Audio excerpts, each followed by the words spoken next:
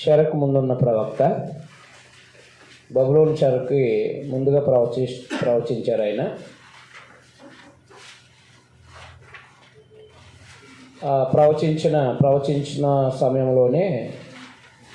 ప్రవచిస్తున్న సమయంలోనే సుమారుగా 40-50 సంవత్సరాలు ప్రకటిస్తున్న సమయంలో ఆయన కాలంలోనే యెరూషలేము బబులోను చేత క్రీస్తు పూర్వం 606లో పట్టబడింది, నాశనం చేయబడింది కూడా ఆయన యొక్క కాలంలోనే. అయితే మొదటి అధ్యాయం మొదటి వచనంలో మనం రాజుల గ్రంథానికి కొన్ని విషయాలు మనం ఆలోచన చేయాలి. కారణం ఏంటంటే మొదటి అధ్యాయం మొదటి వచనం ఇర్మియా గ్రంథం. మొదటి అధ్యాయం మొదటి వచనంలో రాజు ఎవరు? బెన్యామీను దేశమందలి అనాతోతులో కాపురం ఉన్న యాజకులలో ఒకడై ఇల్కియా కుమారుడైన ఇర్మియా వాక్యాలు. ఆయన ఎక్కడ జన్మించాడో, ఎవరికి జన్మించాడో, అది ప్రాంతం ఏంటో చెప్పుకొచ్చాడు అనమాట. బెన్యామీను దేశము అంటే యోధా దేశంలోనే యెరూషలేం దగ్గరలో. అనాతోతు అంటే ఈ ఒక చిన్న విలేజ్ అనమాట, గ్రామం. ఆ గ్రామంలో ఆయన జన్మించాడు యాజకుడికి. ఆ జన్మించిన సమయము యోషియా పరిపాలనలో ఆయన ఆమోను కుమారుడైన యోషియా సంవత్సరము. కాబట్టి యోషియా చివరి దినాల్లో ఆయన ప్రవక్తగా స్థిరపరచబడ్డాడు, ప్రారంభించాడు తన ప్రవక్త పనిని. అయితే యోషియాకు ముందు ఆమోను కుమారుడు అన్నాడు చూసారా. హిజ్కియా కుమారుడైన మనస్సే కుమారుడు ఆమోను. ఈ ఆమోను వచ్చాడు. అయితే మనస్సే రాలేదు. ఈ మనస్సే ఈ కాలం సుమారుగా హిజ్కియా కాలం వరకు ఆయన బ్రతుకున్నాడు కదా. ఆయన అనారోగ్యం వచ్చినప్పుడు ప్రార్థన చేసేయడం, అనారోగ్యం వచ్చినప్పుడు అది ఇల్లు చక్క పెట్టుకోమని చెప్పినప్పుడు హిజ్కియా కాలం వరకు ఎవరున్నారన్నమాట? యెషయా ఉన్నాడు. రాజులు రెండవ గ్రంథం. కాబట్టి హిజ్కియా కాలం వరకు కూడా మనము సుమారుగా యెషయా గ్రంథానికి సంబంధించి కొన్ని విషయాల్ని ఆలోచన చేసాం. అదే హిజ్కియా కాలంలో ఓషియా ఇశ్రాయేల్ 10 గోత్రాలకి ప్రవచించిన ప్రవక్తగా మనం చూసాం.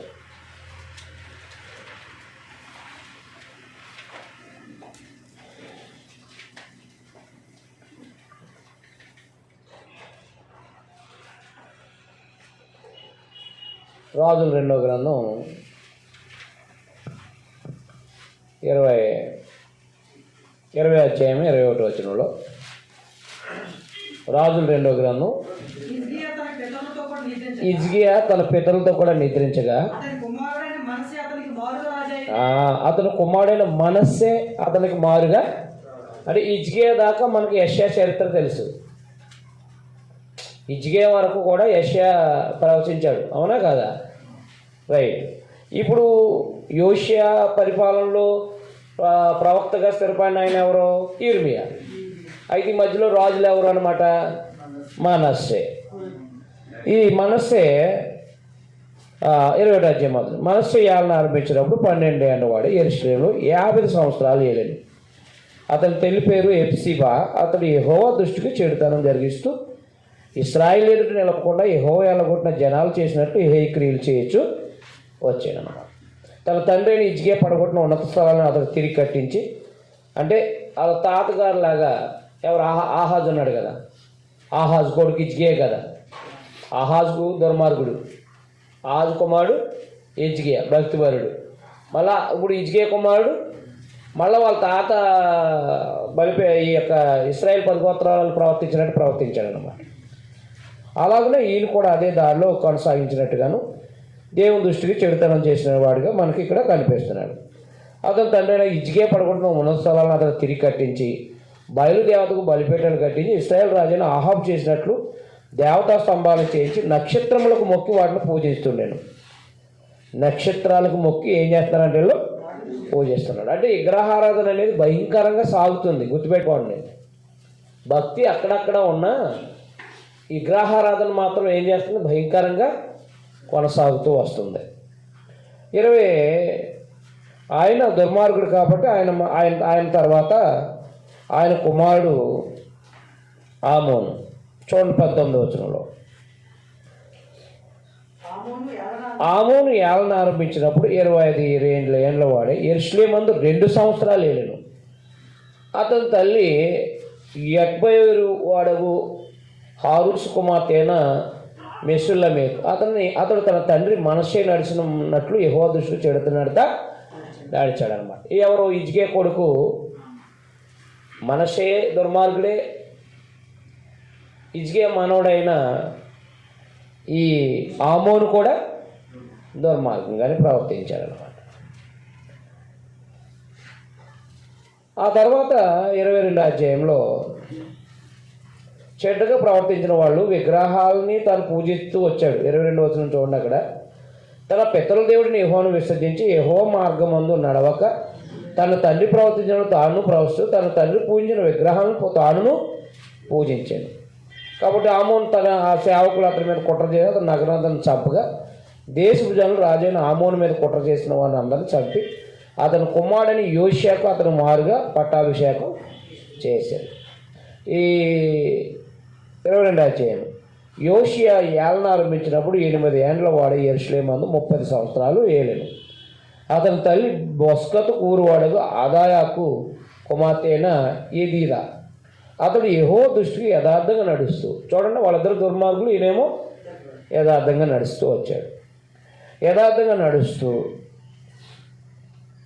కుడి ఎడమలకు తిరగక తన పితరుడకు దావీదు చూపిన ప్రవర్తనకు సరిగా ప్రవర్తించాడంట. దావీదుతో పోల్చాడంటే చాలా దైవభక్తి కలిగిన వాడు అనమాట. దైవభక్తి కలిగిన వాడైనా దైవ సంబంధమైన కార్యాలు జరిగిస్తూ వచ్చాడు. ఈయన గురించి ఆల్రెడీ మొదటి రాజుల గ్రంథం 13వ అధ్యాయంలో దైవజనుడైన ఆయన ప్రవచించాడు. రాజుల మొదటి గ్రంథం 13వ అధ్యాయంలో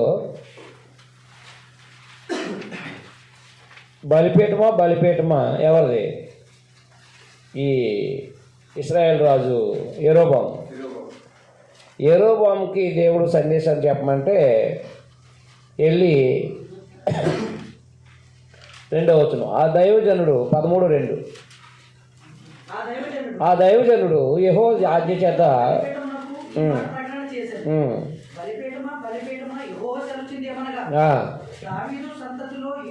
యోషియా అని ఒక శిశువు పుట్టును. నీ మీద ధూపం వేసిన ఉన్నత స్థలము యొక్క యాజకులను అతడు నీ మీద అర్పించును. అతడు మోసే శల్యమును నీ మీద దహనం చేయును. అదనమాట. కాబట్టి ముందుగానే విగ్రహారాధన సమూల ధ్వంసం చేస్తాడని, ఆయన సమూల ధ్వంసం చేస్తాడని ముందుగానే ప్రవచించబడింది. ఎవరి గురించి? యోషియా గురించి అన్నమాట. ఆయనకి ధర్మశాస్త్రం దొరికినప్పుడు ధర్మశాస్త్ర ప్రకారంగా, అంటే ధర్మశాస్త్రము ఏం చేయబడిందంటే అది ప్రకటించబడట్లేదు. ఆ ధర్మశాస్త్ర గ్రంథం ఆయనకు దొరికింది. దొరికినప్పుడు ధర్మశాస్త్రంలో విగ్రహారానికి నమస్కారం చేయొద్దు, విగ్రహాలని సమూల ధ్వంసం చేయమని ప్రత్యేకంగా దేవుడు తెలియపరిచాడు. అది చదివి ఆయన బట్టలు చింపుకున్నాడు. ఆయన అప్పుడు దాని ప్రకారంగా చేయటకు పూనుకున్నాడు ఆయన. రాజుల 2వ గ్రంథం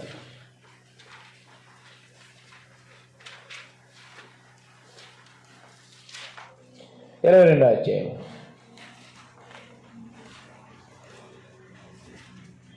పదమూడవ వచనంలో,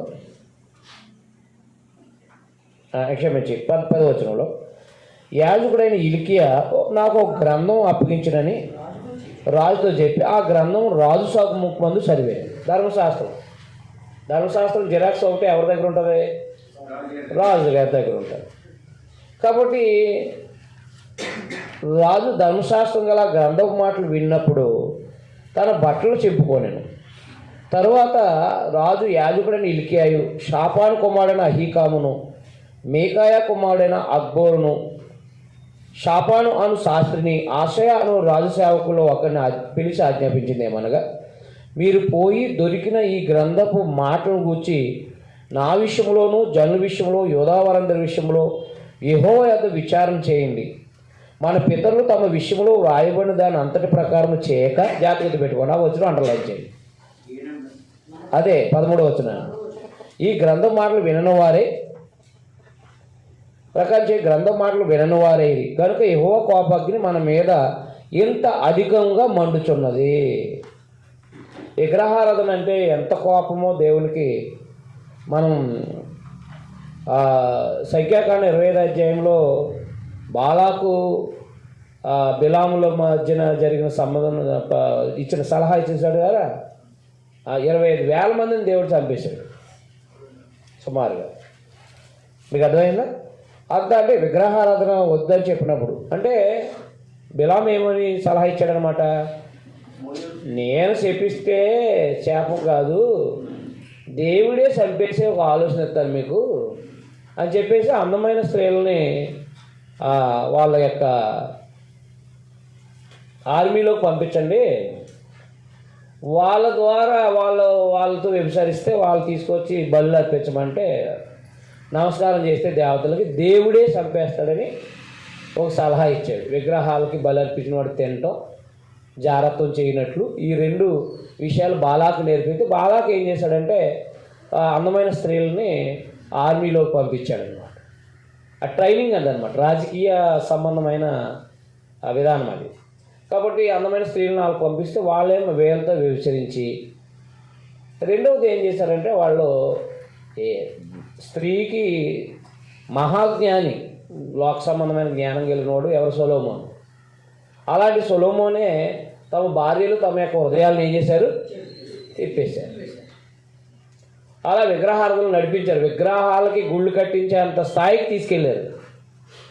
అంటే అలాగున అక్కడ బలహీనమైన ఘట్టాలను వాడుకుని వాళ్ళు ఎంతోమంది వేల మందిని చనిపోయేలాగా జరిగించబడ్డాయి అన్నమాట.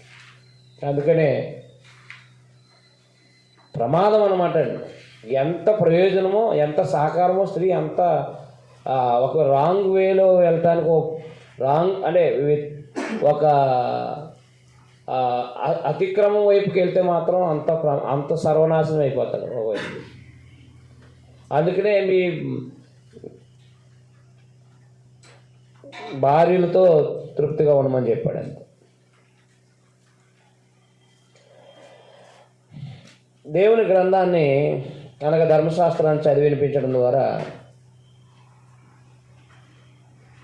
ఆయన పరిస్థితి ఏంటంటే దేవుని కోపం అధికంగా ఉందని చెప్పి గ్రహించి ఏం జరగబోతుందో అని చెప్పేసి ప్రవక్తకి దగ్గరికి పంపించాడు అన్నమాట. 22వ అధ్యాయము 14. కాబట్టి యాజకుడైన ఇల్కియా అహికాం, అక్బోరు, షాపాను, ఆశాయను ప్రవక్త హుల్దా యొద్దకు వచ్చేది. ఆమె వస్త్రశాలకు అధికారియగు హర్హషుకు పుట్టిన తెక్కువ కుమారుడైన షల్లూం భార్య అయి యెరూషలేములో 2వ భాగమందు కాపురస్తురాలై ఉండెను. ఈమె యొద్దకు వారు వచ్చి మాట్లాడగా ఈమె వారితో ఎట్లనెను, మిమ్మల్ని నా యొద్దకు పంపిన వానితో ఈ మాట తెలియజెప్పండి. యెహోవా సెలవిచ్చినేమనగా, యోధా రాజు చదివించిన గ్రంథంలో వ్రాయబడిన కీడంతటిని ఏదీ విడిచిపెట్టకుండా నేను ఈ స్థలం మీదకి దాని కాపురస్తులందరి మీదకి రప్పించను. అండర్లైన్ చేయండి. ఏం చెప్పింది ప్రవక్త్రి ఏం చెప్పింది? గ్రంథంలో చెప్పబడిన కీడంతా వీళ్ళ మీదకి తప్పనిసరిగా రప్పిస్తాను, ఏది విడవబడదు అన్నాడు. 28 అదే ద్వితీయోపదేశకాండం 28వ అధ్యాయంలో 15వ వచనాన్ని శాపాలు ఉన్నాయి కదా, ఆ శాపం అనేది ఏది విడవకుండా వీళ్ళ మీద కొమ్మరిస్తానని చెప్పాడు. ధర్మశాస్త్రం చదివాడు. ధర్మశాస్త్రం చదివితే ప్రజలు ఎలా ఉన్నారు? ధర్మశాస్త్రమేమో యెహోవా నీ దేవుడిని యెహోవా మాత్రమే, ఆయనకు మాత్రమే మొక్కి ఆయన్ని సేవించాలి, దేవుడిని యెహోవే ఉండాలి. కానీ యెరూషలేము అంతా కూడా ఏమైపోయింది? విగ్రహాలతో నిండిపోయింది. విగ్రహారాధనలో కొనసాగుతున్నవారు నక్షత్రాలు ఇవన్నిటికి బయలుదేవతలకి దూపం వేస్తున్నారు. అంత భయంకరంగా విగ్రహారాధనలోకి వెళ్ళిపోతే విగ్రహారాధన వల్ల వచ్చే ప్రమాదాలన్నిటినీ కూడా చదివాడు ఆయన ధర్మశాస్త్రంలో. ఇంకా ఆయన బట్టలు చెప్పుకుని ప్రవక్తల దగ్గరికి పంపించాడు. ఆయన ప్రవక్త దగ్గరికి పంపిస్తే ప్రవక్తలు ఏం చెప్పిందంటే, గ్రంథంలో దేవుడు ఏదైతే చెప్పాడో దాన్ని దేవుడు ఈ దేశం మీద కొమ్మరిస్తాడంతే. ఏది విడిచిపెట్టకుండా నేను ఈ స్థలం మీదకి దాని కాపురస్తుల మీదకి రప్పింతును. ఈ జనులు నన్ను విడిచి ఇతర దేవతలకు దూపం వేస్తూ తమ సకలమైన కార్యముల చేత నాకు కోపం పుట్టించున్నారు కనుక నా కోపం ఆరిపోకుండా ఈ స్థలం మీద రగులు కొనుచున్నదనమాట. యెహోవా యొద్ద విచారణ చేయటకై మిమ్మల్ని పంపిన యోధారాజునికి ఈ మాట తెలియపరచాను అన్నాడు అనమాట. అలాగున ఆయన సందేశం వినపడినప్పుడు వెంటనే భక్తిపరుడు కాబట్టి, ఇశ్రాయేలు దేవుడిని యెహోవా సెలవిచ్చింది ఏమనగా, ఈ స్థలం పాడగుననియు దాని కాపురస్తులు దోషణాస్పదులగుదురనియు నేను చెప్పిన మాటలను ఆలకించి మెత్తని మనసు కలిగి యెహోవా సన్నిధిని దీనత్వం ధరించి నీ బట్టలు చింపుకొని నా సన్నిధిని కన్నీళ్లు రాల్చితువు గనుక నీవు చేయు మనవి నేను అంగీకరించున్నాను. నేను నిన్ను నీ పితరుల యొద్దకు చేర్చుదును. నీవు నెమ్మది నొందిన వాడివై సమాధికి చేర్చబడదు. నేను ఈ స్థలం మీదకు రప్పింపో కీడును నీవు నీ కన్నులతోను చూడవు. ఇదే యెహోవాకు. అంతటా వారు ఈ వర్తమానం రాజునందుకు తీసుకొచ్చారన్నమాట. అర్థమైందా? భక్తిపరుడికి ఏం జరిగింది? కీడు ముందుకు పెట్టబడింది. అంటే ఇక రావాల్సిన కీడు వచ్చేస్తుంది. దేవుడు తెలియజేస్తాడు. అది యెరూషలేముకి గ్రంథంలో ధర్మశాస్త్రం రాయబడిందంతా కూడా వచ్చేస్తుంది. అయితే మరి యోషియా భక్తిపరుడై ఆయన రాజు అయ్యండి దీన మనసు కలిగి ఆయన దేవుని సన్నిధిని కన్నీళ్ళు రాల్చాడంటండి. రాజు ఆ పరిస్థితులను దేవుడు చూసి ఏం చేశాడంటే, రావాల్సిన కీడుని రప్పించడం అనేది ఖచ్చితమే, కానీ ఆయన కాలానికి కాకుండా ముందుకు జరిపాడనమాట. ఎందుకంటే దేవుడు తన స్వాధీనంలో సమయాలు ఆయన స్వాధీనంలో ఉన్నాయన్నమాట. యోషియా కాలానికి తర్వాత జరిగిందని అనమాట. అందుకని యోషియా ఆ కాలంలో యెరూషలేము నాశనం కాలేదు. మరి ఎవరి కాలంలో నాశనం అయింది అని అంటే, యోషియా కుమారులైన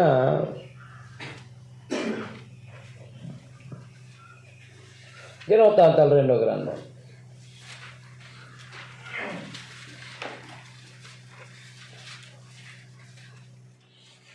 దినవృత్తాంతాలు 2వ గ్రంథం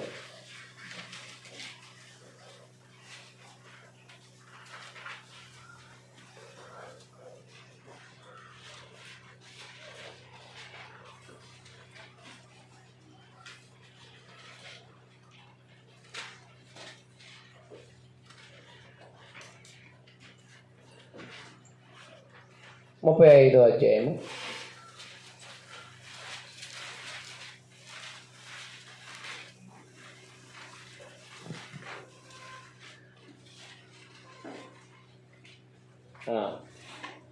ఇరవై 27వ వచనంలో ఆయన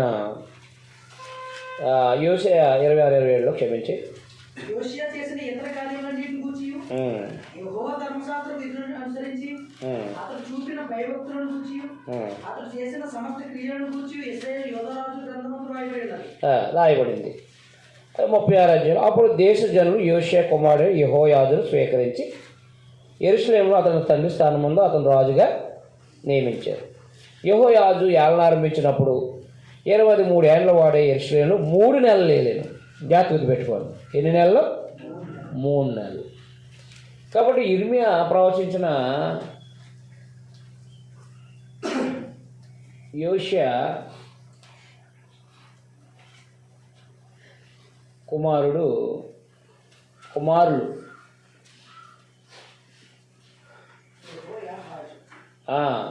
మొదటి కుమారుడు యెహోయాహాజు.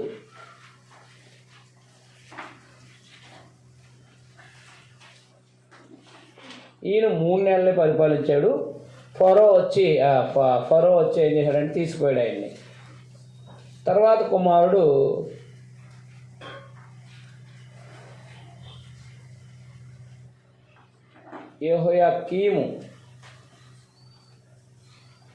యెహోయాకీము పరిపాలించాడు. ఈయన 11 సంవత్సరాలు.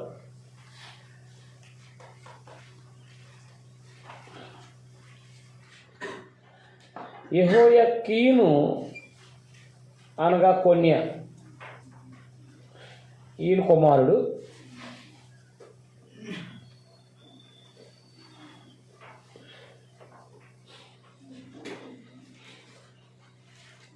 యెహోయాకీను కొన్య, ఈయన 3 నెలలు పరిపాలించాడు. ఈయన బబులోను రాజు తీసుకుపోయాడు. కొన్యాని బబులోను రాజు చెరకు తీసుకెళ్ళిపోయాడు, మొదటి చెర. అప్పుడు యోషియా కుమారుడు మరో కుమారుడు ఉన్నాడు, సిద్కియా. ఈయన 11 సంవత్సరాలు పరిపాలించాడు.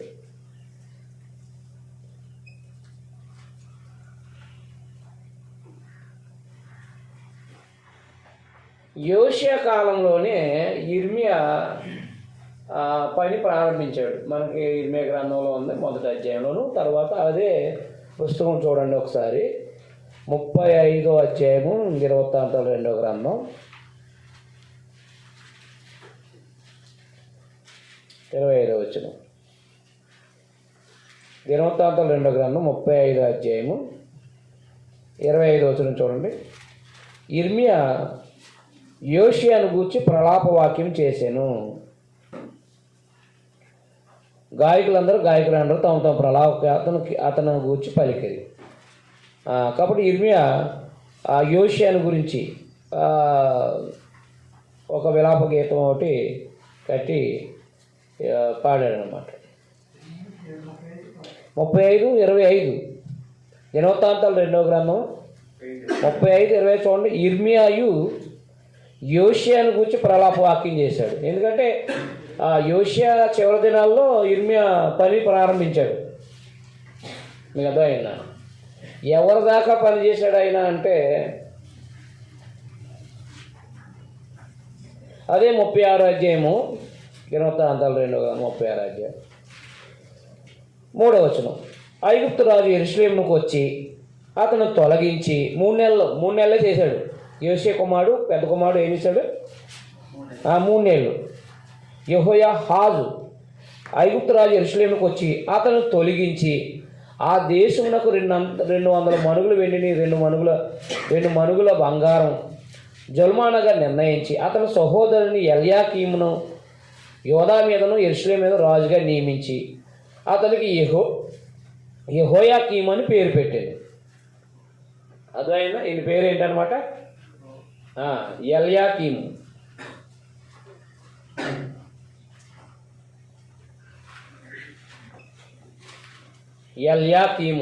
ఆయన పేరు.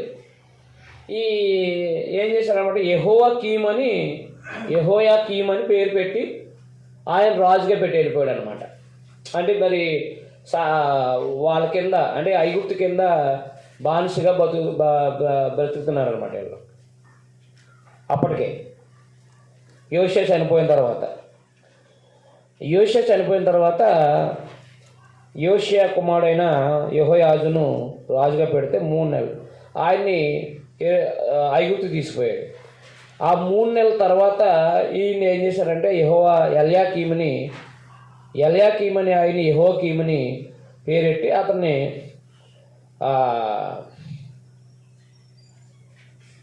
రాజుగా ఏర్పెట్టాడు. అయితే ఆయన చూడండి 5వ వచనం, 36:5వ వచనం. యెహోయాకీము ఏలనారంభించినప్పుడు 25 ఏండ్ల వాడే యెరూషలేములో 11 సంవత్సరాలు ఏలాను. 7 సంవత్సరాలు 11 సంవత్సరాలు ఏలాను. 11 సంవత్సరాలు ఏలాడు.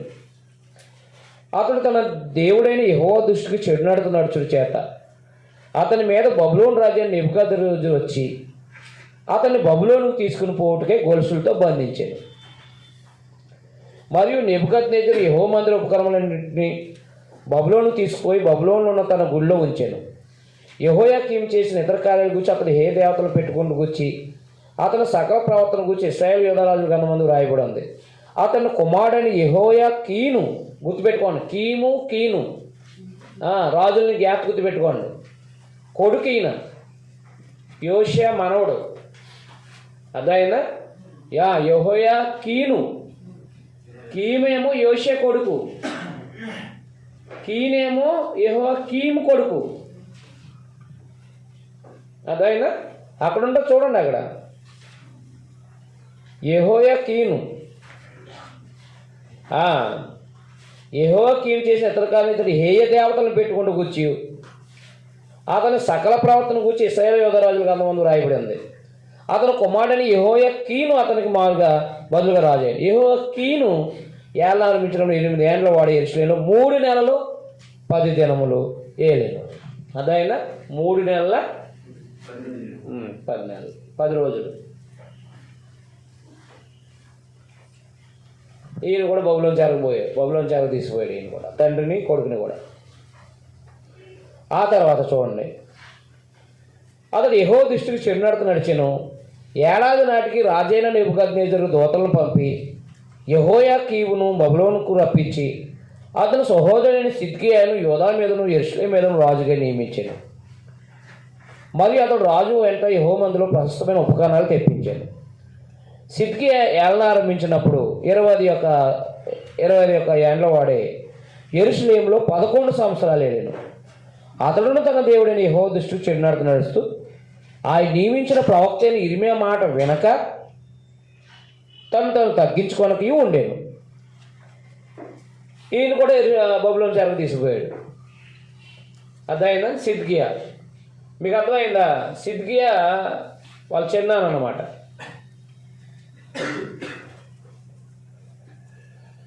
యెహోయాకీను ఆయన్ని బబులోను చెరకు తీసుకుపోయాడు కాబట్టి వీళ్ళిద్దరిని కూడా, తండ్రిని కొడుకుని కూడా, ఈ సిద్కియానికి సామంతరాజుగా నియమించాడనమాట. అంటే ఇంతకుముందేమో బబులోను కింద ఉంది, క్షమించి ఐగుప్తు కింద ఉంది. ఐగుప్తు కింద యోషియా చనిపోయినంటే ఐగుప్తు కింద ఏలుబడి చేశాడు కదా.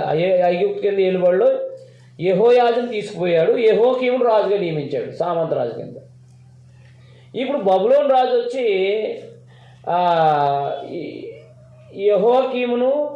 యెహోయాకీమును కూడా తీసుకెళ్ళిపోయాడు. సిద్కియాని అంటే యోషియా కుమారుడు అనమాట. సిద్కియా ఎవరో యోషియా కుమారుని రాజుగా పెట్టేసి, సామంత రాజుగా పెట్టేసి, బబులోను కింద రాజు అనమాట. మాటలు చెప్పాలని బబులోను రాజు కింద పెట్టేసి పంపించేసి,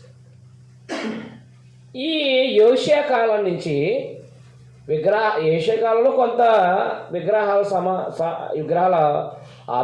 విగ్రహ సంబంధమైనవి కొన్ని బలిపీఠాలు కొట్టివేయబడిన మళ్ళా వాళ్ళ కొడుకుల ద్వారా మళ్ళా విగ్రహారాధన ఏమైపోయింది, మళ్ళా ప్రబలం అయిపోయింది అనమాట.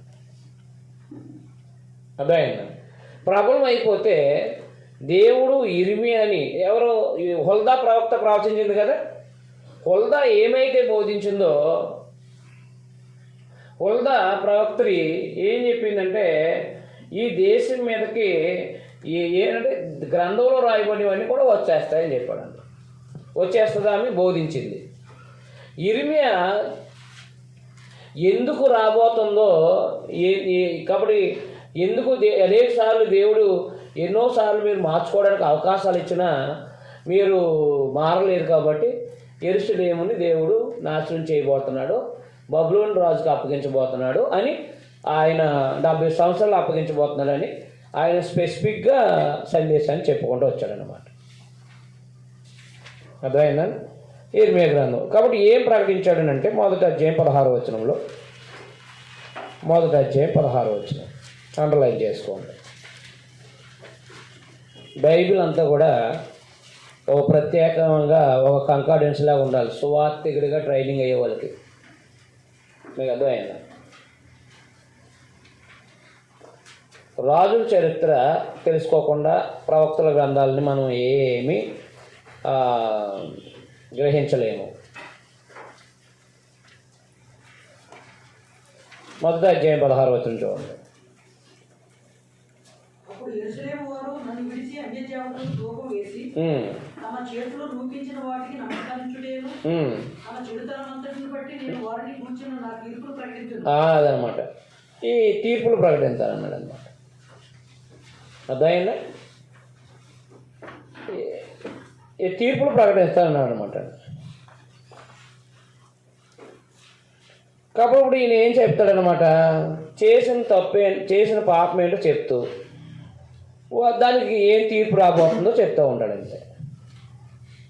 అర్థమైందా? అర్థం లేదా? ఏమి రాబోతుందో చెప్తాడనమాట. ఏ తీర్పు రాబోతుందో చెప్తాడనమాట.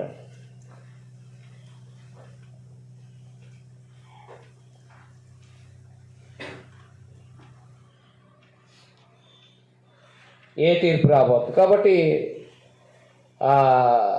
తీర్పులు రాబోతుంది. ఏ తీర్పు రాబోతుంది, ఏమి తీర్చబోతున్నాడు దేవుడు, ఏమి దేవుడు తీర్చబోతున్నాడో అది వాళ్ళకి ఇర్మియా ద్వారా దేవుడు తెలియపరిచాడు అనమాట.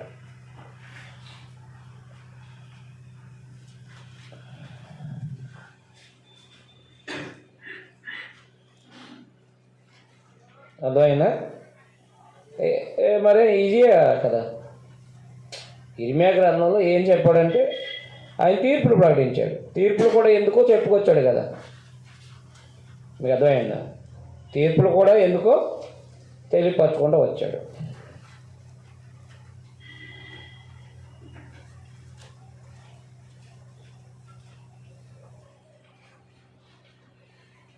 తీర్పులు ఎందుకో చెప్పుకుంటూ వచ్చాడు.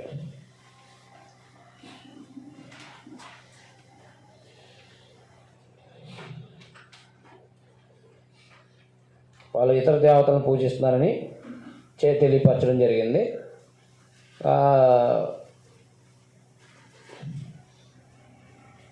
ఇతర దేవతలను పూజించడం జరిగింది కాబట్టి వాళ్ళకి ఏం చెప్తామంటే తీర్పులు ప్రకటించమన్నాడు అనమాట. అర్థమైందని నేను వాళ్ళ గురించి నా తీర్పులు ప్రకటించాను, వాళ్ళ గురించి నా తీర్పుల్ని ప్రకటిస్తాను అన్నాడు.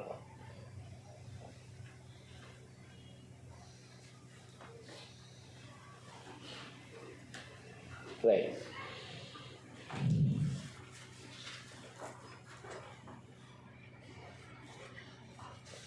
ఆ యొక్క యోషియా కాలానికి సంబంధించి ఆయన ఏమేమి మాట్లాడకుండా వచ్చాడంటే, ఉదాహరణకి 7వ అధ్యాయంలో ఇర్మియా గ్రంథం వాళ్ళ పరిస్థితి చెప్పుకొచ్చాడు.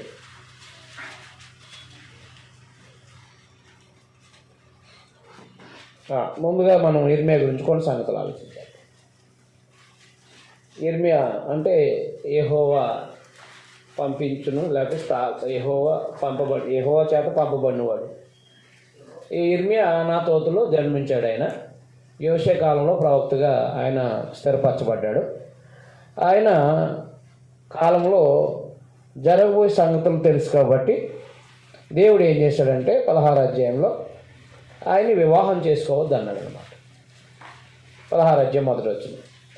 మరియు యెహోవాకు నాకు ప్రత్యక్షమై సెలవు ఇచ్చాను, ఈ స్థలమందు నీ కుమారులైనను కుమార్తెలైనను పుట్టకున్నట్లు నీవు వివాహం చేసుకోనకూడదు అని ప్రభు చెప్పారు కదా. మత్తయి సువార్త 19వ అధ్యాయంలో నపుంసులుగా పుట్టిన వాళ్ళు కలరు, నపుంసులుగా చేయబడిన వాళ్ళు కలరు, దేవుని రాజ్యం కొరకు నపుంసులుగా చేసుకున్న వాళ్ళు కలరు అంటాడు. వివాహం అనేది ఎంత కఠినమైతే చేసుకోకపోవడమే మంచిది అనుకుంటా. లేదు, దేవుని రాజ్యం కోసం వివాహాలనే చేసుకోకుండా అవయవం ఉన్న నపుంసకులుగా ఉన్న వాళ్ళు ఉన్నారని చెప్పడం జరిగిందనమాట.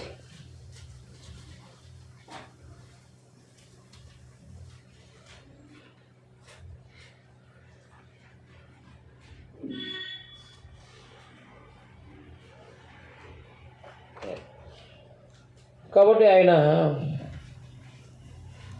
కాలంలో ప్రజలు ఎలా ఉన్నారో చూద్దాం. అంటే ప్రజల స్వభావాలు ఎలా ఉన్నాయో ఒకసారి చూద్దాం. ఒకసారి 7వ అధ్యాయంలో యోధా పట్టణంలోను యెరూషలేము వీధుల్లోను 7వ అధ్యాయం 17వ వచనం.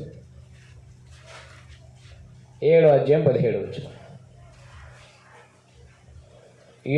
యోధా పట్టణంలోను యెరూషలేము వీధుల్లోను వారు చేయుచున్న క్రియలను చూస్తున్నా కదా, నా కోపం పుట్టించినట్లుగా ఆకాశరాని దేవతకు పిండి వంటలు చేయాలని, అన్య దేవతలకు ప్రాణార్పణలు పోయాలని, పిల్లలు కట్లేరుతున్నారు, తండ్రులు అగ్నిరాజు పెడుతున్నారు, స్త్రీలు పిండి పిసుకుతున్నారు. నాకే కోపం పుట్టించినంతగా వారు దాన్ని చేస్తున్నారా?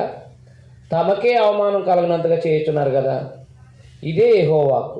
అందువలన ప్రభువు యెహోవా ఇలాగ సెలవిస్తున్నాడు, ఈ స్థలం మీదను, నరుల మీదను, జంతువుల మీదను, పొలము చెట్ల మీదను, భూమి పంట మీదను నా కోపమును, నా ఉగ్రతను కుమ్మరించేదను. ఆర్పసఖ్యం కాకుండా అది మండును అన్నాడు అనమాట. ఆర్పసఖ్యం కాకుండా మండును అన్నాడు అనమాట. చూసారా? కాబట్టి ఎవరి పని మీద ఉన్నారు అందరూ?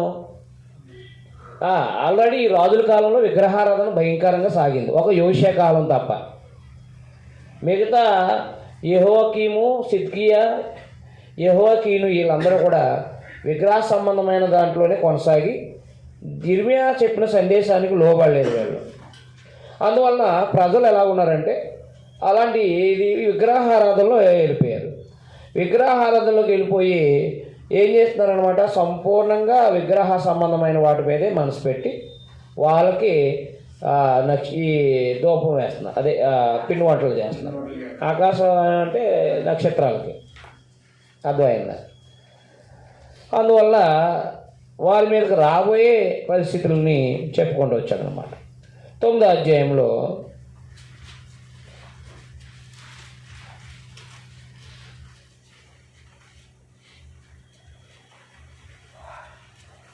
నాలుగోది ప్రజల స్వభావం ఎలా ఉందో చూడండి ఒకసారి. వ్యక్తిత్వం ఎలా మారిపోయిందో చూడండి.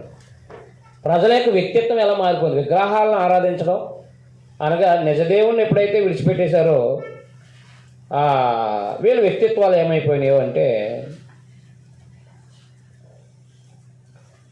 4వ వచనంలో ఇదే యెహోవాకు, మీలో ప్రతివాడు తన పొరుగు అనే విషయమే జాగ్రత్తగా ఉండాలి. ఏ సహోదరునికైనాను నమ్మకండి. నిజంగా ప్రతి సహోదరుడు తంత్రగొట్టే తన సహోదరుని కొంప ముంచును. ప్రతి పొరుగువాడు కొన్నిములు చెప్పుటకే తిరుగులాడుతున్నాడు. సత్యము పలక ప్రతివాడు తన పొరుగు అని వంచిస్తూ అబద్ధములాడుట తన నాలుకను అభ్యాసం చేసి ఉన్నారు. ఎదుటి వాని తప్పులు పట్టాలని ప్రయాసపడుతురు. నీ నివాస స్థలము కాపట్యం మధ్యనే ఉంది. వారు కపటులై నన్ను తెలుసుకున్న వాళ్ళకున్నారు. ఇదే యెహోవాకు. అబద్ధాలని నమ్మటం, అబద్ధాలు ఆడటం, అబద్ధాలు నమ్మటం, అభ్యాసం చేయటం, సహోదరుల తప్పులు ఎత్తి చూపించడం. ఇంకా వాళ్ళ స్వభావం మారిపోయిందండి. అర్థమైంది? స్వభావం మారిపోయింది కాబట్టి స్వభావం మారిపోయింది, స్వభావం వ్యక్తిత్వం మారిపోయింది. ఈ లైంగిక సంబంధమైన విషయాల్లో కూడా ఎలా మారిపోయిందో 5వ అధ్యాయంలో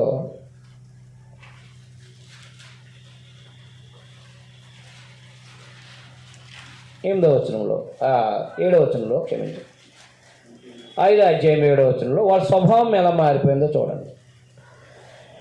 నీ పిల్లలు నన్ను విడిచి దైవము కాని వాటిని నీ తోడని ప్రమాణం చేయదురు. అదైనా దైవము కాని వాటిని, అది ఎలోహిం అంటే దైవము అని అర్థం. దైవము దేవుడు అని మనం డూమువులు ప్రథమ విభక్తిలో దేవుణ్ణి ఏకవచనంలో ఒక్కడేనే దానికి డూ కలుపుకోవాలి కదా. ప్రథమ దేవుడు అని తర్జుమా చేసుకున్నాం అన్నమాట.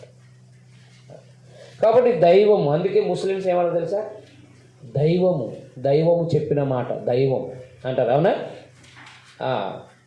కాబట్టి దైవము కాని వాటిని తోడని ప్రమాణం చేయదు. నేను వారు తృప్తిగా పోషించిన వారు వ్యభిచారం చేస్తూ, చూసారా, వేశ్యలలో గుంపులు కూడుదురు, నేను ఎట్లు క్షమించదును. చూడండి ఏమైపోయింది, వ్యక్తిత్వం ఏమైపోయింది, లైంగికపరమైన జీవితం ఏమైపోయింది, ఒకరికొకరు మాట్లాడుకునే జీవితం ఏమైపోయింది? అబద్ధాలు, అభ్యాసం.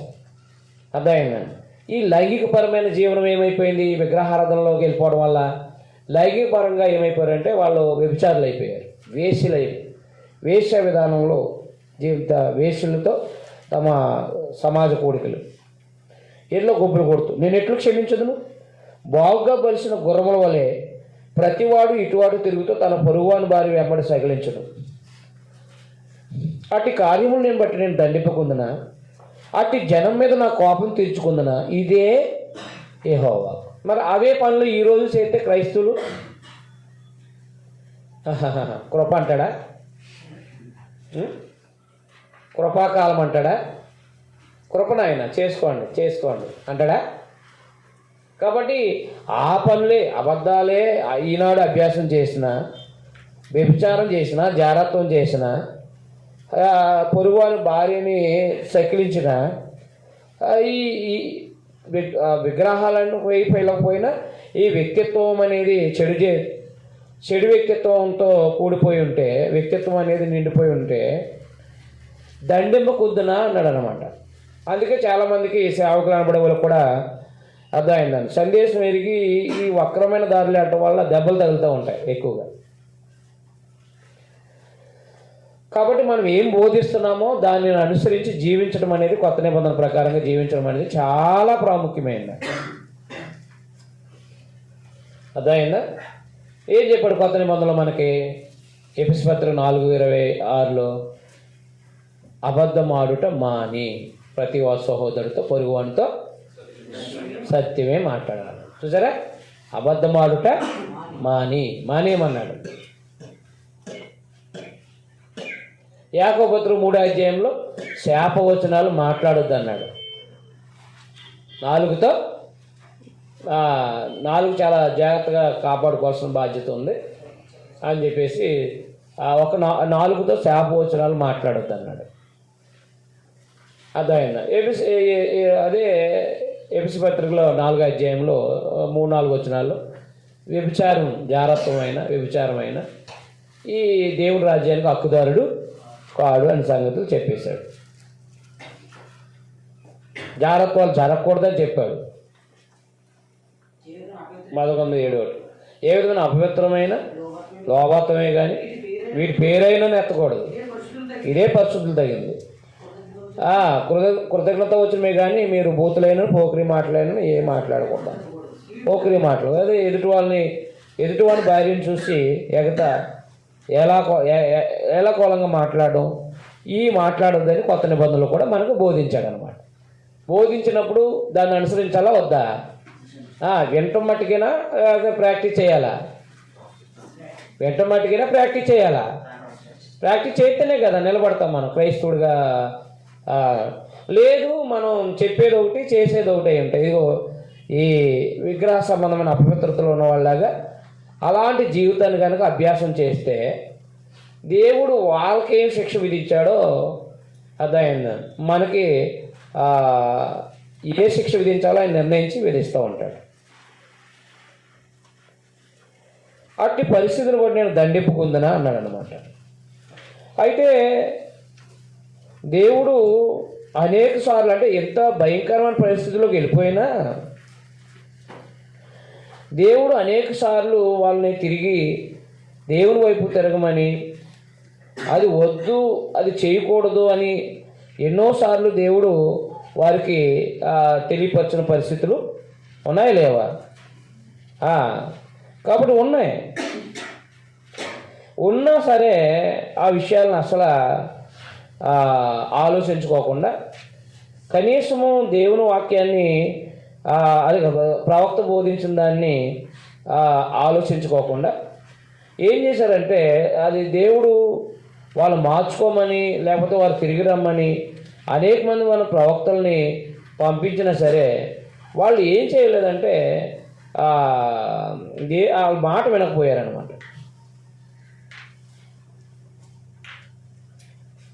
అర్థమైందా? వాళ్ళ అంటే ప్రవక్తలు ఈయన మాట వినలేదు. అర్థమైందా? ఈ మాట వినలేదు. వినుకోకుండా వాళ్ళు ఉగ్రతకి ఏమైపోయారనమాట, గురైపోయారనమాట.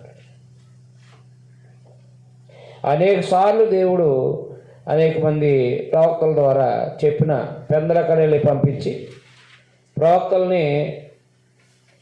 అనేక మంది ప్రవక్తల్ని పంపించినా సరే, యెషయాని, మీకాని, అలాగే అనేకమైన ప్రవక్తల్ని పంపించినా సరే, ఇంకా మామూలుగా మాట్లాడిన ప్రవక్తలు ఉన్నారు కదా, మాట్లాడిన ప్రవక్తల్ని పంపించినా సరే వీళ్ళు అసలు వైద్యులు అంటే వాటి నుండి వారు రాలేదు. ఇంకా అందులో వాళ్ళు ఏమైపోయారంటే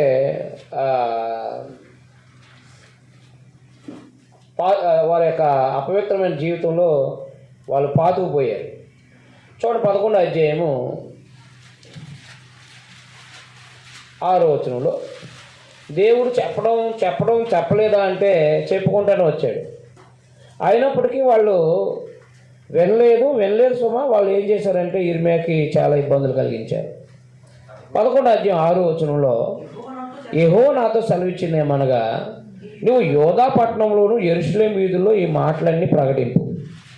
మీరు ఈ నిబంధన వాక్యాలు విని వాటిని అనుసరించి నడుచుకోండి.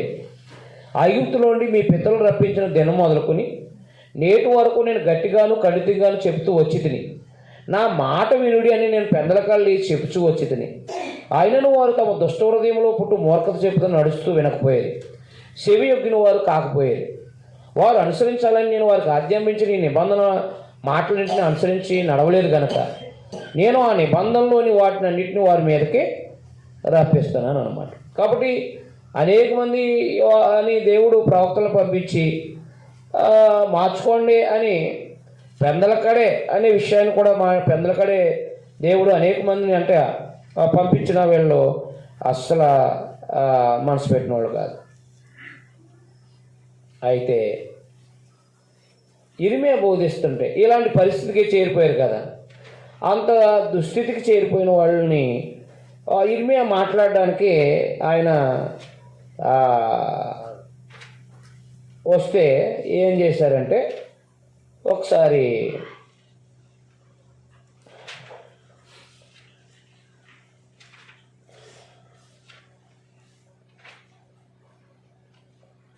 ఇర్మియా గ్రంథం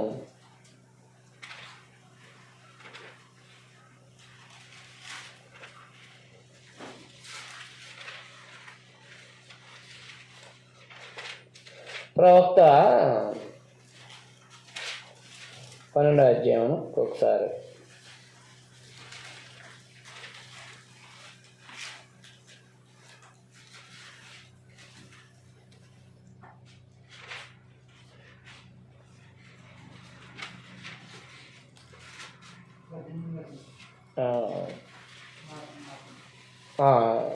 రైట్ 18 చూడండి ఒకసారి.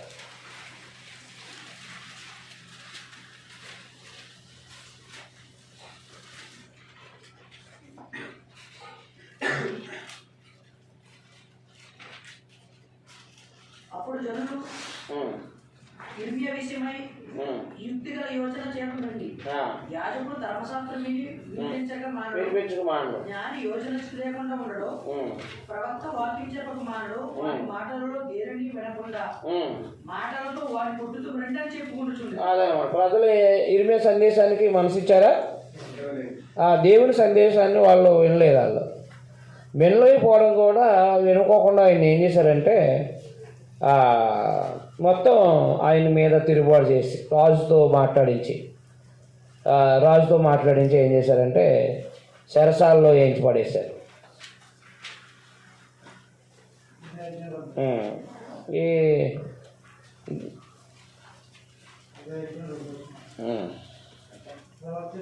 37వ అధ్యాయం 16వ వచనంలో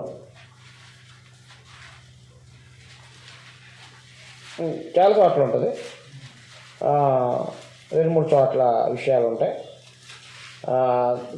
రాసిన గ్రంథాన్ని కూడా కాల్పించేయడం జరిగింది. తర్వాత ఆయన్ని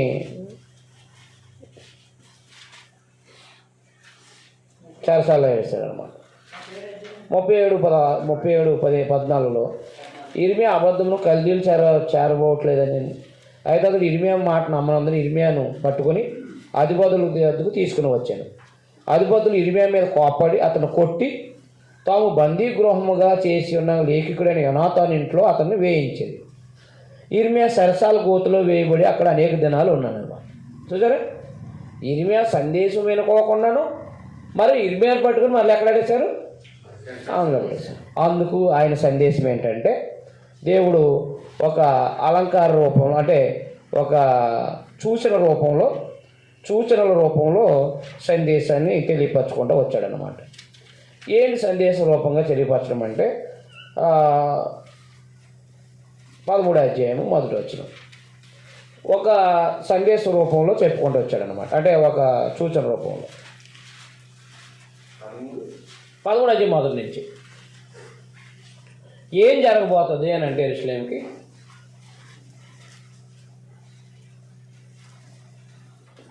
నడికట్టు అంటే తెలుసు కదా, బెల్ట్. నడికట్టునే ఆయన యూఫ్రటీస్ నది దగ్గర పెట్టమంటాడు.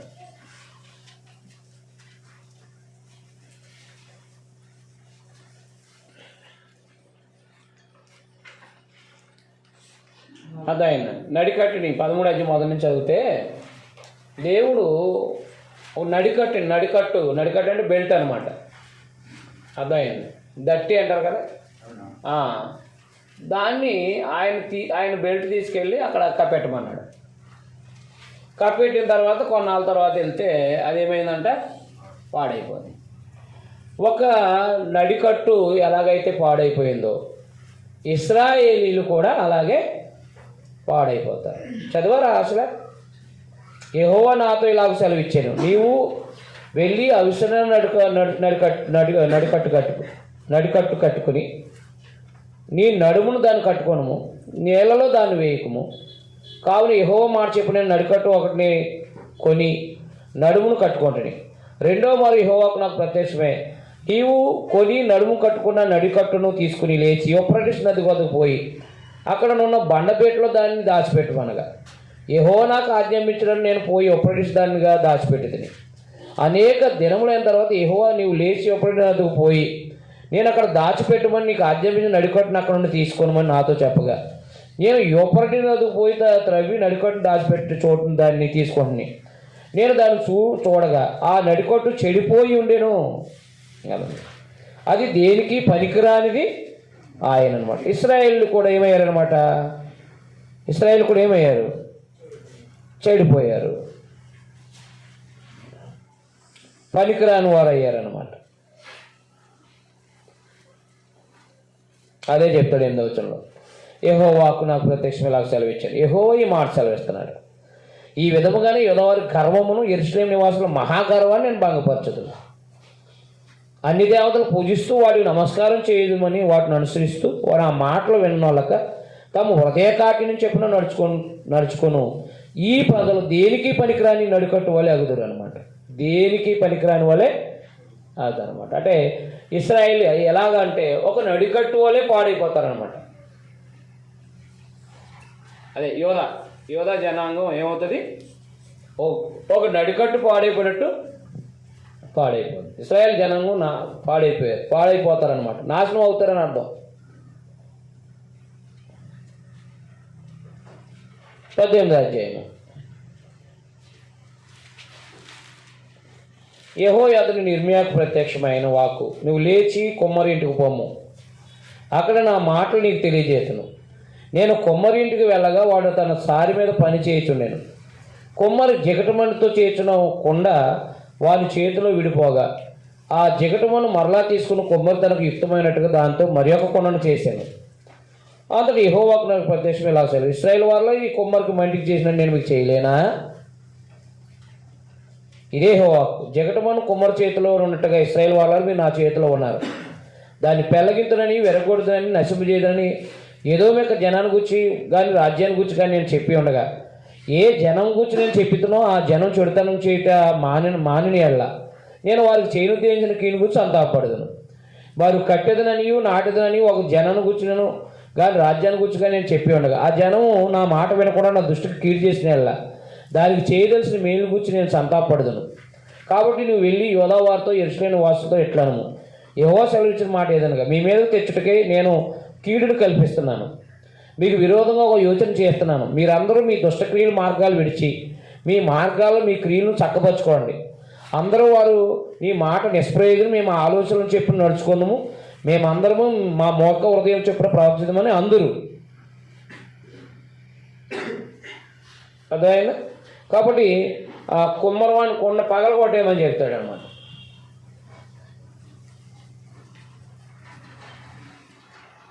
కుమ్మరి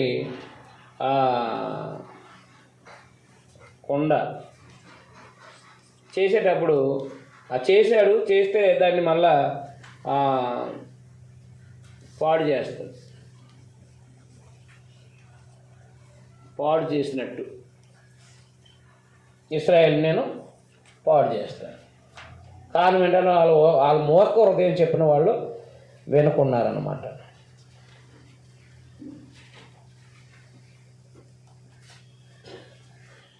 అలా చేస్తున్నప్పుడు వాళ్ళని అర్థమైనా తీసుకెళ్ళి బండ్లో ఇలాంటి మాటలు మాట్లాడుతున్నప్పుడు మరి దేశం తట్టుకోలేదు కదా, అందుకని 20 అధ్యాయంలో ఆయన బండ్లో బిగించేస్తారు.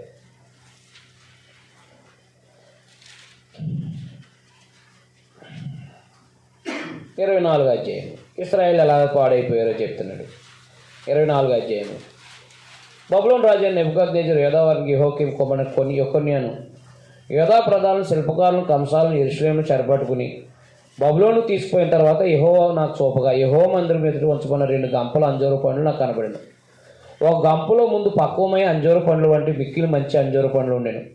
రెండవ గంపలో మిక్కిలి జబ్బైన అంజూర పండ్లు ఉండెను. అవి తినసఖ్యము కానంత జబ్బివి. యెహోవా ఇర్మియా నీకేం కనబడుతున్నప్పుడు అనగా, నేను అంజూర పండ్లు కనబడుతున్నాయి, మంచివి మిక్కిలి మంచివి గాను జబ్బుగా మిక్కిలి జబ్బుగాను తినసఖ్యం కానంత జబ్బుగా కనబడుతున్నాను. అప్పుడు యెహోవాకు ప్రత్యక్షమే ఇలా సెలవిచ్చి, ఇశ్రాయేలు దేవుడిని యెహోవా ఆజ్ఞ ఇచ్చిందేమనగా, వారికి మేలు కలగాలని ఈ స్థలం నుండి నేను కల్దీల దేశానికి చెరగా పంపు యూదులను ఒకడు ఈ మంచి అంజూర పండ్లు లక్ష్య పెడుతున్నాను. వారికి మేలు కలిగినట్లు నేను వారిని దృష్టించింది. ఈ దేశం వారిని మరలా తీసుకుని వచ్చి పడగొట్టి వారిని కట్టేదను, పెళ్ళగింపకు వారిని నాటేదను అని చెప్పి జబ్బు అంజూర పండ్ల వల్ల ఉండజేసేదను. ఎవరాళ్ళు విడిచిపెట్టబడిన వాళ్ళు 8వ వచనంలో చెప్పాడు. కాబట్టి ఇలాగన ఒక సంకేతకాలతో ఇశ్రాయేల్ యొక్క నాశనము వాళ్ళ యొక్క స్థితిగతుల్ని ఈ పోల్చి వాళ్ళకి చూపించడం అనేది జరిగిందనమాట.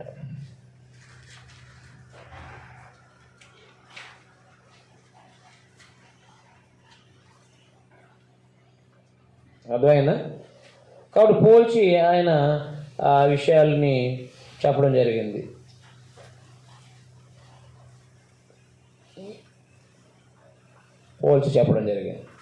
అలాగే తన సందేశాన్ని వాళ్ళకి ఒకటి, మీరు చేసిన మీ పనులు బట్టి మీ కార్యాలు బట్టి నాశనం అయిపోతారని, తప్పనిసరిగా మీరు ఈ యెరూషలేము నాశనం చేయబోతున్నాడని చెప్పుకొచ్చాడు.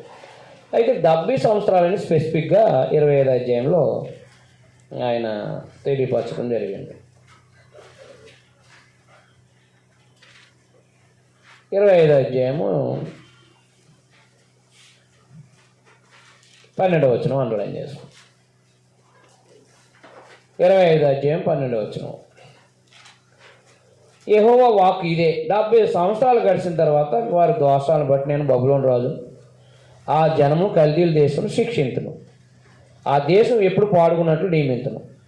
నేను ఆ దేశం గురించి సెలవిచ్చిన మాట ఇర్మియా ఈ జనములన్నింటిని గురించి ప్రకటింపగా ఈ గ్రంథంలో వ్రాయబడినంత ఆ దేశం మీదకి రప్పించాడు అన్నాడు. కాబట్టి 70 సంవత్సరాలు అక్కడ స్థిర నివాసం చేస్తారని ముందుగానే దేవుడు తెలియచేస్తూ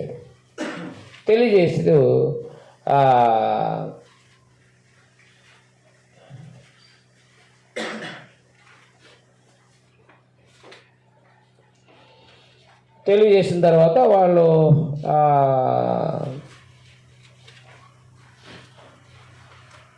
యెరూషలేములో 70 సంవత్సరాలు చెరకి వెళ్తారని చెప్పేసి, చెరలోకి దేవుడు ఖడ్గం చేత, ఈ కరువు చేత, లేకపోతే ఈ చెర చేత వాళ్ళని నాశనం చేస్తానని చెప్పాడు కదా. కాబట్టి వాళ్ళు నాశనం చేస్తానన్నాడు కదా. అయితే 31 అధ్యాయము ఇంపార్టెంట్ అయిన అధ్యాయం ఇర్మియా గ్రంథానికి. యేసుక్రీస్తు ద్వారా క్రీస్తు ద్వారా పునరుద్ధరిస్తాననే ఒక సందేశం ఉంది అక్కడ. అదైనా మనందరూ తెలుసు కదా. అంటే ఇంత భయంకరంగా వాళ్ళకి రాబోయే తీర్పుల గురించి మాట్లాడుతున్నా ఏం చేశాడంటే 31 మనం 31 చూస్తే 31 అధ్యాయం అంతా కూడా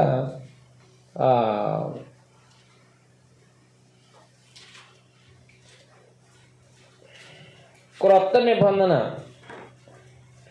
అధ్యాయం, క్రొత్త నిబంధన చేయ దినాలు వస్తున్నాయని వచ్చాడు అనమాట. చదువుదాం 31:31లో.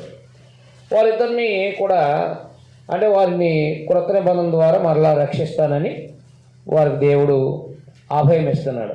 ఇంత భయంకరమైన తీర్పులు తీర్చిన సమయంలో ఈ క్రొత్త నిబంధన గురించి మాట్లాడము, అలాగే ఇర్మియా 23:5లో దావీదుకి నీతి చిగురు పుట్టిస్తానని చెప్పడం, ఇవన్నీ కూడా ఇశ్రాయేల్ జనాంగానికి మరలా ఊరట కలిగించే అనగా ఒక అద్భుతమైన ఆదరణ కలిగించే సందేశమై ఉందన్నమాట.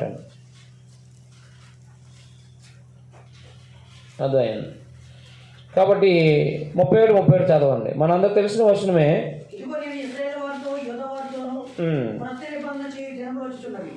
కాబట్టి నేను ఇశ్రాయేలు వారితోనూ యోధా వారితోనూ క్రొత్త నిబంధన చేయ దినాలు.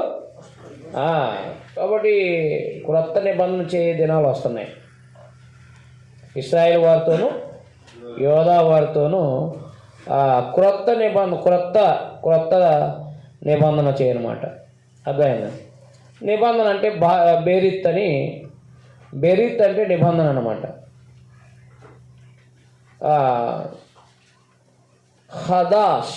హదాష్ అంటే కొత్త,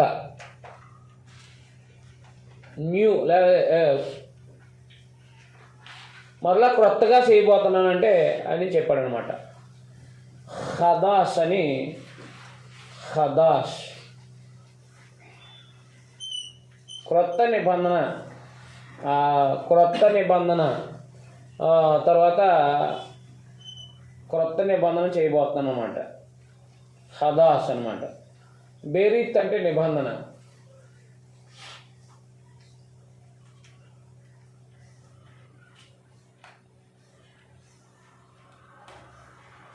బెరీత్ అంటే నిబంధన,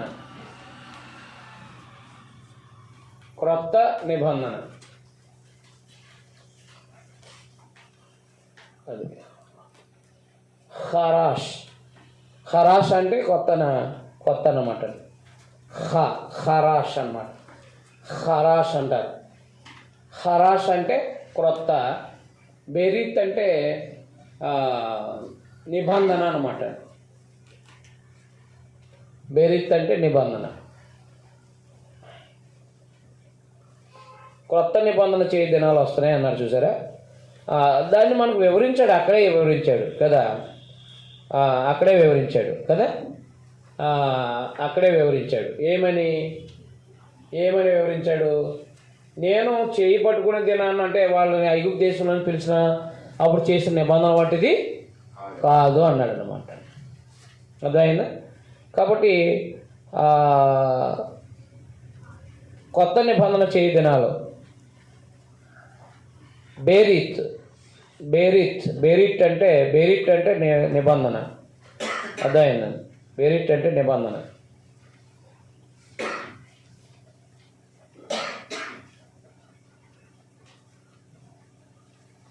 రైట్. కాబట్టి కొత్త నిబంధన చేయి దినాలు వస్తున్నాయి అని చెప్పి ఎవరికి? ఇశ్రాయేల్ వారితోనే యోధా వారితోనే అన్నాడు కదా. కాబట్టి కొత్త నిబంధన, క్రొత్త దినాలు అని క్రొత్త నిబంధన చేస్తానని అన్నాడు అనమాట. వాళ్ళతో నేను ఐగుప్తులో చేసిన నిబంధన వాటిది కాదు అన్నాడు అనమాట. ఎందుకని?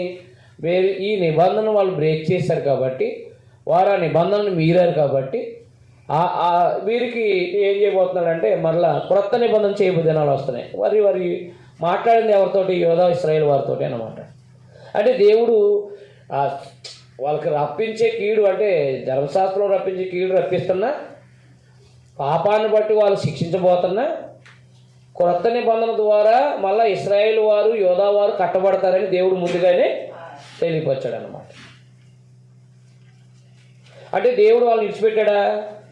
విడిచిపెట్టలేదు. కాబట్టి క్రొత్త నిబంధన చేయ దినాలు వస్తున్నాయని చెప్పేసి నేను ఇదివరకు చేసిన నిబంధన వంటిది కాదు ఇది అని చెప్పి, సూర్యుడు ఉన్నంత వరకు చంద్రుడు ఉన్నంత వరకు ఈ నిబంధన ఉంటుందని చెప్పేసాడు అన్నమాట. ధర్మశాస్త్రం అయితే తాత్కాలికమైందని ఇక్కడే చెప్పాడు. ఎప్పుడైతే తీసేస్తున్నాను అన్నాడో, అది రద్దు చేస్తున్నాను అన్నాడో, ఆ నిబంధన శాశ్వతమైంది కాదని చెప్పేసి, నిరంతరమైంది కాదని మనకు అర్థమవుతుంది కదా.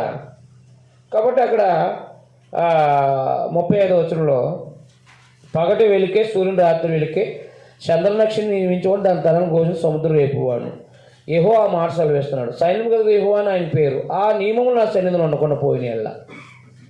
36వ వచనం అండర్లైన్ చేయండి.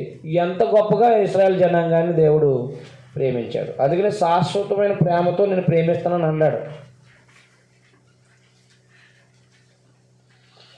36వ వచనం చూడండి. ఆ నియమములు నా సన్నిధిని ఉండకుండా పోయినల్లా ఇశ్రాయేల్ సంతతి వారు నా సన్నిధిని ఎన్నడూ జన్మగా ఉండకపోవును. ఇదే యెహోవా. సూర్యచంద్రులు అనేవాళ్ళు ఎప్పుడు యేసుప్రభు రెండవ రాకడ వరకు ఉంటారు. అప్పుడు దాకా ఇశ్రాయేల్ జనాంగం ఉంటుంది. ఏ జనాంగం? ఆత్మ సంబంధమైన ఇశ్రాయేల్ అన్నమాట. భౌతికమైన ఇశ్రాయేల్ కాదు. ఏ ఇశ్రాయేల్ జనాంగం అన్నమాట ఇది? ఇశ్రాయేల్ సంతవారు నా సన్నిధి ఎన్నడూ జన్మగా ఉండకపోవును, అవి ఉన్నంత వరకు ఉంటారన్నాడు అనమాట. కాబట్టి ఆ నిబంధన అంతా మనకు తెలుసు కదా, నిబంధన గురించి తెలుసు కదా, ఆ నిబంధన అంతా కూడా మనకు తెలుసు. అందుకనే ప్రకటన గ్రంథంలో ఇశ్రాయేల్ ఆత్మ సంబంధం ఇశ్రాయేల్ అని చెప్పడానికి, ఇశ్రాయేలీలు కూడా రక్షణలో భాగ్యంలో అనుభవించారని చెప్పడానికి, ఇశ్రాయేల్ జాతి కూడా రక్షణలో ఉన్నారని చెప్పడానికి 7వ అధ్యాయంలో లెక్కేయమన్నాడు అనమాట. జనాంగాన్ని హాని జరగకుండా అద్వయంగా లెక్కేయమని చెప్పాడు అనమాట. కొత్త నిబంధన గురించి తెలుసు కదా. అనేక సార్లు మనము ఏమంటాం, వారి మనసులో ధర్మవిధులు ఉంచుతాను, అలా వారికి దోషం ఎన్నడూ జ్ఞాపకం చేసుకోను, వారి పాపాలకి ఎన్నడూ జ్ఞాపకం చేసుకోను అని చెప్పాడు అనమాట. వారి మనసుల్లో నా ధర్మ విధులు ఉంచుతానన్నాడు కదా. ప్రకటన 7వ అధ్యాయం. ఆత్మ సంబంధం ఇశ్రాయేల్ అని చెప్పడానికి క్రైస్తవులు, ఆత్మ సంబంధం ఇశ్రాయేల్ అని చెప్పడానికి గోత్రాలు లిఖించబడ్డాయి. నిజానికి 2 గోత్రాలే కదా ఇక్కడ, యోధా ఇశ్రాయేల్. వాళ్ళేమో కలిసిపోయారు. కానీ యేసుప్రభు ద్వారా 2 రాజ్యాలని ఏకరాజ్యంగా చేస్తానన్నాడు. అది హెజ్కేల్ గ్రంథంలో చెప్తాడు. ప్రకటన గ్రంథం 7వ అధ్యాయంలో మొదటి నుంచి చదివితే, యెహోవా ఉగ్రత అనగా క్రీస్తు యొక్క ఉగ్రత రాకముందు, ఆ ఉగ్రత వచ్చేంత వరకు, ఉగ్రత రాకముందు వాళ్ళని దేవుని ప్రజలను తప్పించడానికి చూడండి 7వ అధ్యాయం. ఆడి తర్వాత భూమి యొక్క 4 దిక్కులు 9 దేవదూతలు నిలిచి ఉండి, భూమి మీదనైనా సముద్రం మీదనైనా ఏ చెట్టు మీదనైనా గాలి వీచుకున్నట్లు భూమి యొక్క 4 దిక్కులు వాయువులను పట్టుకుని ఉండగా సూచిస్తుంది. అంటే గొర్రెపిల్ల ఉగ్రత దినం అంటే రోమా ప్రభుత్వం నాశనం చేయబడేటప్పుడు తన ప్రజలైనటువంటి వారిని ఎలా కాపాడుతున్నాడో చెప్తున్నాడు అక్కడ. ఏ చెట్టు మీద గాలి వీచుకున్నట్లు భూమి 4 దిక్కులు వాయువులు పట్టుకుని ఉండగా సూచితుంది. మరియు సజీవుడకు దేవుని ముద్ర గల వేరొక దూత సూర్యోదయ దిశ నుండి పైకి వచ్చాడు సూచితుంది. భూమికి సముద్రముకు హాని కలగజేయటికి అధికారం పొందిన 4 దూతలతో, ఈ దూత మేము మా దేవుని దోషులను వారి నొసలను ముద్రించే వరకు భూమికైనను సముద్రంకైనా చెట్లకైనా హాని చేయవద్దని బిగ్గరగా చెప్పాను. మరియు ముద్రింపబడిన వారు లెక్క చెప్పగా వింటిని. ఇశ్రాయేల్ గోత్రములన్నింటిలో ముద్రింపబడిన వారు 144,000 మంది. యోధా గోత్రంలో ముద్రింపబడిన వాడు 12,000 మంది. చూడండి, ఈ గోత్రాలు చెప్పుకుంటూ వచ్చాడా. లేవి గోత్రం అన్నాడు చూడండి 7వ వచనంలో. లేవి గోత్రం అన్నాడు చూడండి. లేవి గోత్రంలో 12,000 మంది. లేవి గోత్రం పాత నిబంధనలు లెక్క ఉందా? పాత నిబంధనలో లేవి గోత్రం ఇశ్రాయేల్ 12 గోత్రాలతో లెక్కించబడిందా? లేవించలేదు. మరి ఇక్కడ లెక్కించబడిందంటే అర్థం ఏంటి? ఇది ఇశ్రాయేల్ కాదు, అదనమాట. ఇది ఇశ్రాయేల్ 10, ఆ పాత ఇశ్రాయేల్ కాదనమాట. అప్పుడు ఆత్మ సంబంధం ఇశ్రాయేలు అని అనమాట. అంటే యూదుల్లో అన్ని జనులు, ఇశ్రాయేల్ 10 అన్ని జనుల నుంచి రక్షించబడిన వాళ్ళు అనమాట. ఇంకా ఈ ఆత్మ సంబంధం ఇశ్రాయేలీలు అనమాట అండి. అంటే ఎవరికి నష్టం జరిగింది అంటే రోమా ప్రభుత్వం నాశనం అయ్యేటప్పుడు దేవుడు ప్రజలు కాపాడబడాలని వాళ్ళు ముద్రించమన్నాడు అనమాట. ముద్ర అనేది ఏం చేస్తారు, ముద్ర వేసిన దాన్ని సీల్ చేసిన దాన్ని పక్కన పెడతారు కదండి. దేవుని ప్రజలైన వాళ్ళు తప్పించబడేంత వరకు కూడా ఈ ఆ యొక్క క్షమించి రోమాపట్నం మీద నాశనం రాదనమాట. మీకు అర్థమైందా? కాబట్టి ప్రవక్తల గ్రంథం యొక్క సారాంశం అంతా కూడా సవివరంగా తెలిసినాడే మీకు ప్రకటన గ్రంథం అంటే ఏంటో తెలుస్తుంది. అది తెలుసుకోకుండా 66 పుస్తకాలు సవివరంగా తెలుసుకోకుండా ఆడి మీద దెబ్బలాటకి ఈడి మీద దెబ్బలాటకి అర్థమైంది. ఆ వచనంలో ఇది ఉంది, ఈ వచనంలో ఉంది, కొట్టుకు చచ్చిపోవడమే తప్ప దైవభక్తిగా బ్రతికితే దేవుడు తన సందేశాన్ని నేర్పుతాడనే తృష్ణ, తర్వాత గ్రంథాన్ని చదవడం, చెప్పిన దాన్ని ఆచరించడం ఇవేమీ లేవు. గ్రంథాన్ని శ్రద్ధగా నేర్చుకోవడం ఏమీ లేదు. మీకు అర్థమైందా? ఎవరో ఏదో చెప్తాడు కదా, అది అట్టుకో చేసేయటమే. అర్థమైందా? అది వేసిన తర్వాత తప్పని తెలిసిన తర్వాత మళ్ళీ దాన్ని కవర్ చేసుకోవడం. అర్థమైందా? ఆయన ఎవరో కేసీఆర్ వచ్చేస్తానన్నాడంట, జ్యోతిష్కుడు. ఆయన రాలేకపోవడంతో ఈయన మళ్ళా వెళ్ళాడు. వీళ్ళెవరో ఫోన్ అట్టుకుని వెళ్తారు కదా మౌత్ విలేకరుగా, సార్ మీరు మీడియా వాళ్ళు వెళ్ళి సార్ మీరు ఆయన వచ్చేస్తారని కన్ఫామ్గా చెప్పాడంటే వాడు గొడకలేస్తున్నాడు అంటున్నాడు. ఏం చెప్తాడు? అలా గొడకలేయటమే. అంత తెలియదు ఆడికి తెలియదు కదా, భవిష్యత్తు తెలియదని చెప్పేసి గొడకలేసి వేసుకోవాలా? దేవుని పిల్లలు గమనించాలి, శ్రద్ధగా దేవుని గ్రంథాన్ని నేర్చుకోవాలి. తగ్గింపు కలిగిన బ్రతుకు ఉండాలి మనకు ముందు. అర్థమైందా? ఎంత నేర్చుకున్నా తగ్గించుకునే ఉండాలి. 4 మాటలు వస్తే చాలు, లేకపోతే బైబిల్ ఒక ట్రైనింగ్ అయిపోతే చాలు. ఇక ఇతనేదో పెద్ద గురువు గారిలాగా ఫీల్ అయ్యి అతని దగ్గర నేర్చుకున్న వాళ్ళందరినీ శిష్యులుగా భావిస్తాడు. యేసుప్రభు ఒక్కడే కదా మనకి, అవునా కాదా? భావించి ఏంటది అను. ఎంత గర్వం ఉంటుందంటే,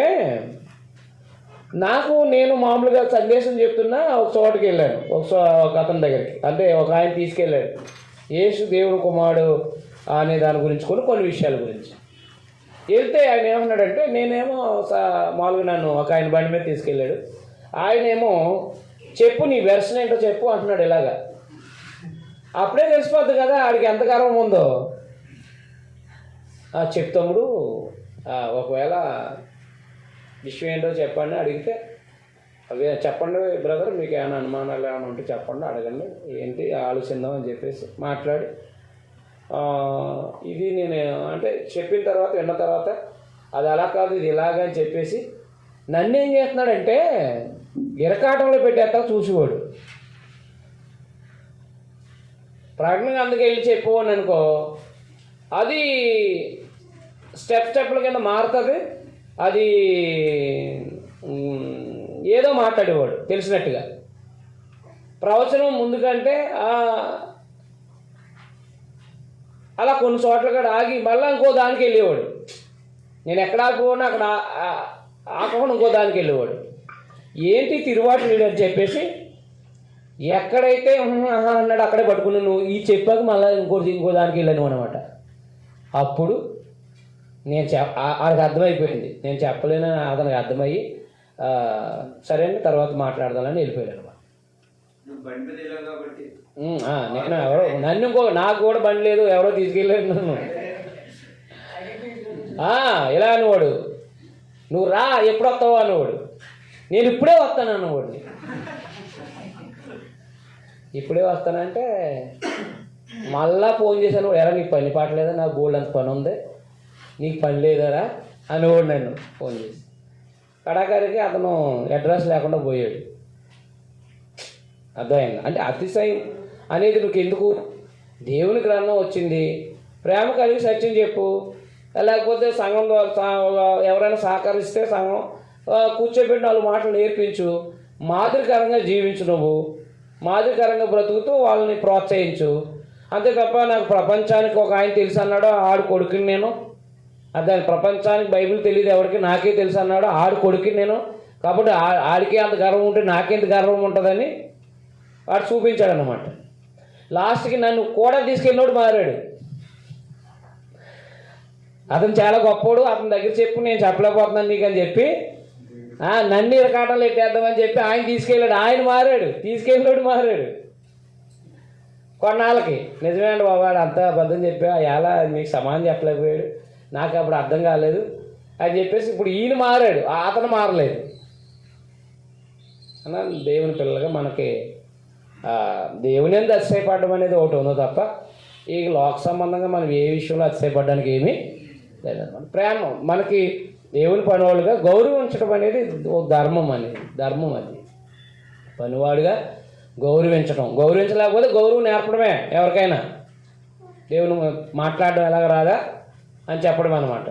అది గౌరవించగల తప్ప మనము వాటి మీద ఆధారపడి అంటే ఇది గర్వించకూడదు. నాకు అంతా తెలుసు అనే మాట ఏం చేయకూడదు, గర్వించకూడదు అనమాట.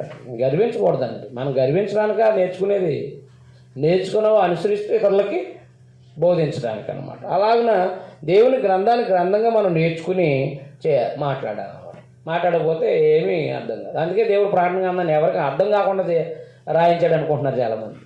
అంతేనా? అర్థం కాకుండా రాయించాడని చెప్పేసి చాలామంది మత్స్యాకుల చేతులు ఎత్తారు. అది మర్మం అని సింపుల్గా తప్పుకున్నారు. వాళ్ళు చాలా తెలివైన వాళ్ళు. వాళ్ళకి తెలియని ప్రశ్న అడిగితే కనుక బాబు దైవజనుని ప్రశ్నించకూడదని ఆపేస్తారు. వాళ్ళకి బాగా అంటే వాళ్ళు మనోళ్ళు అయితే అందులో కలిపేసి ఏదో దానికి సమాధానం అడేస్తారు నీ ముఖాన్ని. అంటే ఏంటి, భయపడ్డాడు. అది రాను పాప రాడు, ఈయన ఎలా తప్పించుకోవడం తెలుసు వాళ్ళకి. దైవజన్ని ప్రశ్నించకూడదంటే వాళ్ళు ఆగిపోతారు. అలా ఇంకా ఇంకోటి ఇంకా గట్టిగా అడిగితే శాపగ్రస్తుడు అయిపోతావు.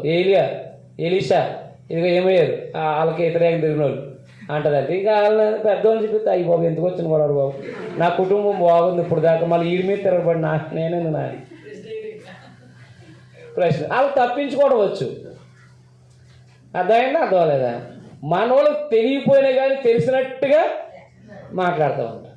అదే ప్రమాదం. వాళ్ళు తప్పించుకోవడం వచ్చు. రాదని చెప్పలేక ఏదో తప్పించుకుంటారు వాళ్ళు. అది కాదు ఒక జ్ఞానయుక్తమైన ఆలోచన. అది మనకేమో తెలియపోయినా తెలిసినట్టుగా, వాళ్ళేమో సింపుల్గా ప్రకటన కాదు, అది మర్మం. అది యేసు రెండో రాకడ 2000 సంవత్సరాల్లో జరిగే మర్మం అన్నాడు అంతే. ఒకసారి డబ్బతో చేశాడంతే. మరి మన వాళ్ళు ఏంటి అంటే అది ఒక అంకిల్తో సైకిల్తో దేవుని సందేశం అది అక్కడ రెండో రాకడలో జరగబోయాయి అని ఇలా మాట్లాడుకుంటూ వచ్చారు. అలాగూ జరుగుకుంటా గడిపారు. కాబట్టి దేవుని పిల్లలుగా గుర్తుపెట్టుకోండి, మనం గర్వించకూడదు. సందేశంగా మాట్లాడడానికి ఉండాలి. నేర్చుకునే కొలు తగ్గించుకోవాలి, నేర్చుకునే కొలు ఏమవ్వాలి, తగ్గించుకుంటే ఉండాలి. కాబట్టి ఇర్మియా ప్రవచించిన ప్రవచనాలు ఏంటన్నమాట, యెరూషలేము తప్పకుండా నాశనం అవుతుంది.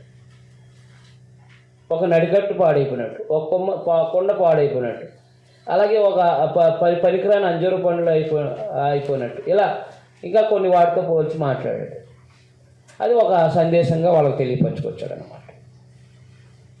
అర్థమైందా? తర్వాత దేవుడు వాళ్ళకు అద్భుతమైన ఒక విధానం పెట్టాడు. ఏంటంటే ఇశ్రాయేలు వారితో యూదా వారితో క్రొత్త నిబంధన చేయదని అన్నాడు. మళ్ళీ తిరిగి తీసుకొస్తానని అభయం కూడా వాళ్ళకి చెప్పడం జరిగింది. అవి మనం తర్వాత ఆలోచన చేద్దాం.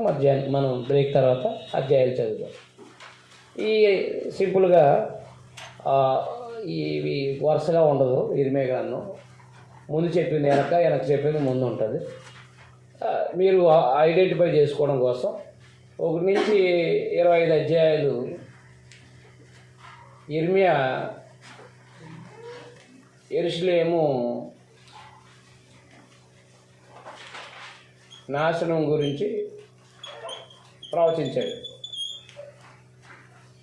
26 నుంచి ఆయనకి 36 వరకు కూడా వ్యతిరేకతలు,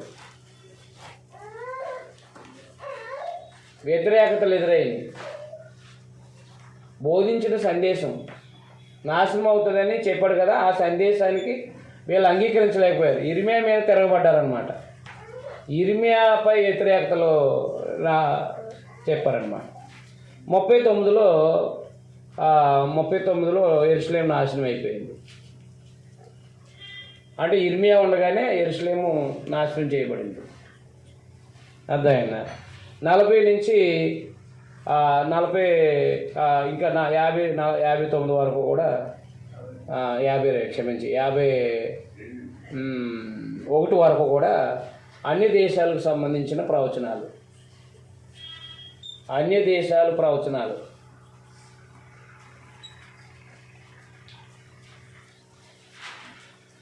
అన్ని దేశాలకు సంబంధించిన ప్రవచనాలు. 52 పునరుద్ధరణకు సంబంధించిన